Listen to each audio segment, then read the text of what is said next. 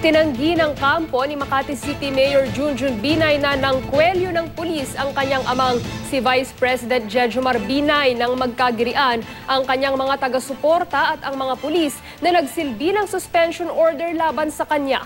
Ayon sa alkalde, ang kanyang ama pangaraw ang itinulak ng isang police officer at hindi pinapasok sa City Hall. Pinag-aaralan naman nilang magsampa ng reklamo laban sa mga pulis na nanakit umano sa kanilang mga taga-suporta. Ayon kay Mayor Binay, hindi raw ang kanilang mga taga-suporta ang nanakit, kundi sila umano ang sinaktan. Anya, may ilang nagtamo ng mga pasa at galos sa katawan. Dagdag ni Mayor Binay, nilabag umano ng mga pulis ang karapatan ng mga taong nagtipon. Hinamon ng alkalde si Interior Secretary Mar Rojas at maging ang Commission on Human Rights na imbestigahan ang pang-aabuso umano ng mga pulis sa kanyang mga taga-suporta.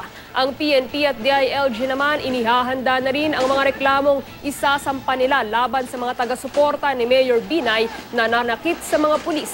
May medical report daw ang mga pulis na nasaktan sa girian.